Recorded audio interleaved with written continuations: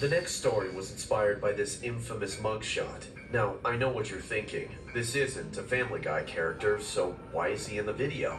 Well, we couldn't help but include him as he fit the bill perfectly for this real-life cartoon look-alike series. For those that wanted only Family Guy characters, don't worry, we got you on the next story. For Beavis and Butthead fans, the pleasure is mine.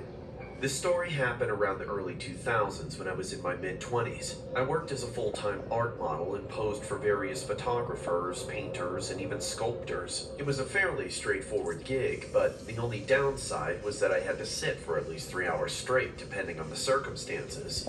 I remember starting off by posing with just regular clothes on, but as time went on, the work slowly started shifting to more flamboyant attire. Eventually, the job entailed me to pose nude, as that was the demand of the current art class. I was high-key uncomfortable with the whole ordeal, but over time, I had gotten used to being a nude model while I accepted other gigs on the side. Weird stares and creepy old men became a natural thing for me, and as long as they knew their boundaries, I had nothing to fear. One day, I posed for an art class that was being held at some local library near my home.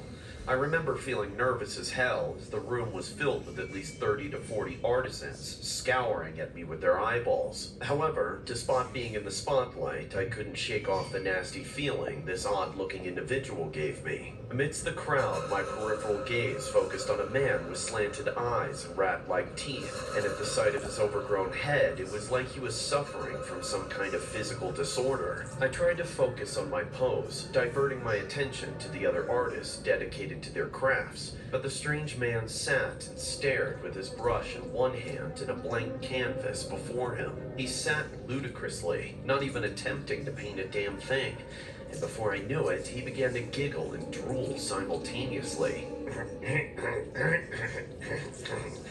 None of the creeps I've met before were as intense as he was, and so, to let him know of my distress, I locked eyes with him, showing him that I wasn't going to be intimidated and he should get back to work. Moments later, he raised his brush and began to paint as he continued to giggle, but this time more maniacally.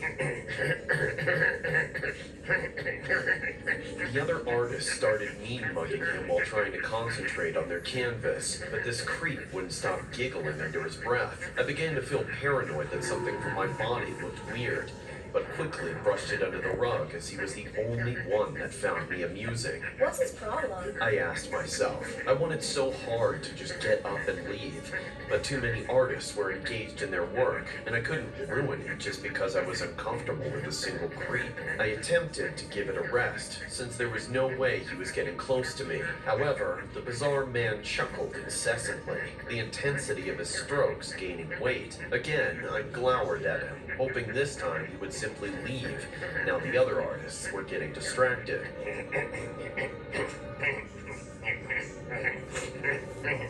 However, he didn't stop. Instead, he continued to stare as he giggled and drooled a puddle, unfazed by the amount of attention he was beginning to draw to himself. And when he could no longer hold it in, he burst out in laughter, provoking me even further, until I lost control of my temper, standing erect as I constantly yelled at him. What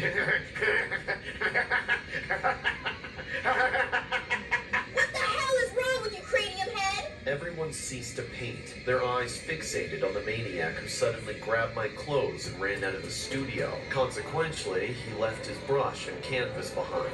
I requested the assistance of the staff, who kindly brought me a towel and a new set of clothes when I was done modeling. Once I was good to go, I made it a point to look at the canvas the creep left behind, and was shocked to the core when I saw my home address and the front angle of my house meticulously painted. Naturally, I freaked out, showing the canvas to the staff. However, no one in the studio knew the creep's identity, making me more paranoid than I already was. While I was on the phone, my friends tried to quell my fear, but to no avail. Then, as I took my cab, my eyes wandered around the streets outside, afraid the creep was following me home, or worse, he might already be there, hiding in the basement, attic, or amidst my clothes in the closet. When I arrived home, nothing appeared to be out of place, and although I wanted to report this to the cops, I didn't have a name or anything that could lead them to him. So, as the days went by, I constantly heard noises and occasional creaks throughout the house.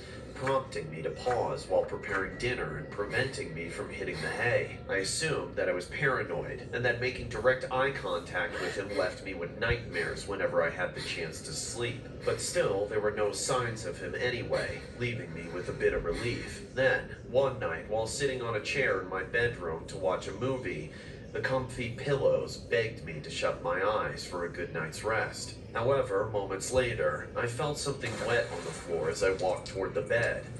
It was slimy and absolutely disgusting. When I noticed the strange liquid oozing from under the bed, I cautiously took a peek and was baffled to see the familiar smile and massive head of the creep who came to the studio days ago.